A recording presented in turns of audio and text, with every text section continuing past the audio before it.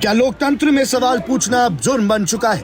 जब देश का युवा सड़कों पर लाठी और आंसू गैस के गोले खा रहा हो, तब वीआईपी कॉरिडोर्स में बैठी सरकार की खामोशी क्या दिखाती है? और जब विपक्ष के सबसे बड़े चेहरे अखिलेश यादव, राहुल गांधी और प्रियंका गांधी प्राइम मिनिस्टर के घर के बाहर धरने देने पहुंचे, तो दिल्ली पुलिस ने उन्हें हिरासत में क्यों ले लिया?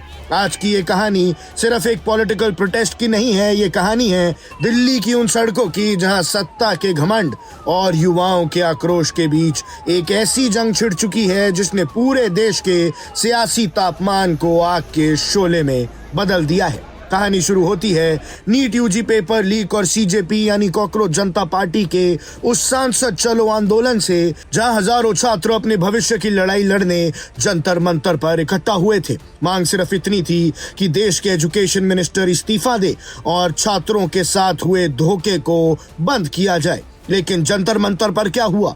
लाठीचार्ज, आंसू गैस और छात्रों पर पुलिस का ब्रूटल क्रैकडाउन। छात्रों की आवाज दबाने के लिए पूरे इलाके में इंटरनेट तक बंद कर दिया गया था। और इस मोर्चे पर आते ही समाजवादी पार्टी के चीफ अखिलेश यादव कोई आम नेता की तरह बयानबाजी करने नहीं आए थे। उनका तेवर, उनका आक्रोश और उनका अंदाज इस बार बिल्कुल अलग था।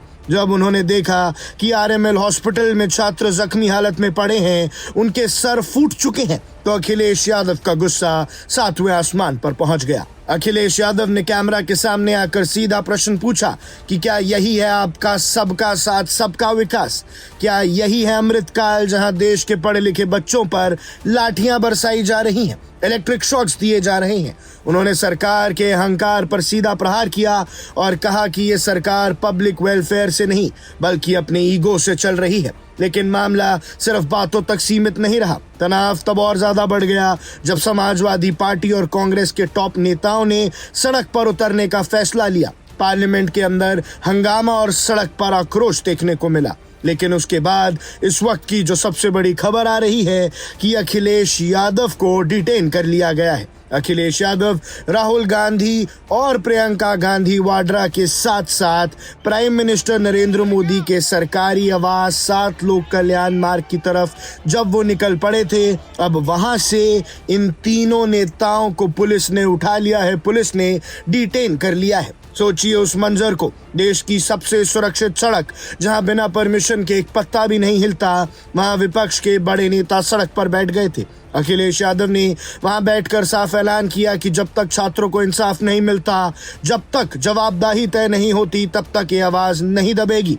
उनका कहना था कि जब अंग्रेजों के जमाने में भी आंदोलन की आवाज सुनी जाती थी, तो आज आजाद भारत में छात्रों की आवाज को क्यों लाठियों से कुचला जा रहा है? पुलिस के पास कोई चारा नहीं बचा था। हाई सिक्योरिटी जोन में शुरू हुए इस सिट इन प्रोटेस्ट को देखते हुए हैवी पुलिस फोर्स और पार्लियामेंट्री कंटिंजेंट्स को तैयार किया गया और फिर वही हुआ जिसकी उम्मीद किसी को नहीं थी। दिल्ली पुलिस ने अखिलेश यादव, राहुल गांधी और प्रियंका गांधी वाड्रा को मोतबार सुरक्षा घेरे में लेकर बस में बिठाया और हिरासत में ले लिया। अखिलेश यादव को डिटेन किया जाना सिर्फ एक पॉलिटिकल अरेस्ट नहीं है, ये इस बात का प्रतीक है कि सरकार अब विपक्ष के तेवर से हिल चुकी है। अखिलेश यादव ने इस आंदोलन को यूपी की राजनीति से निकलकर देश की राजधानी के सेंटर स्टेज पर खड़ा कर दिया है। उन्होंने ये साबित कर दिया है कि जब बात यूथ के हक की आएगी, तो वो किसी भी बड़े से बड़े दरवाजे के बाहर धरना देने से पीछे नहीं हटेंगे।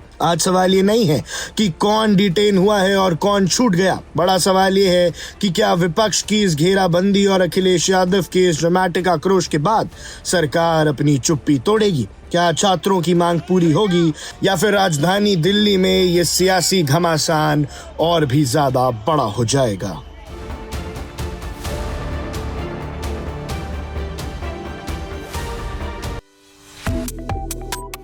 Subscribe to One India and never miss an update.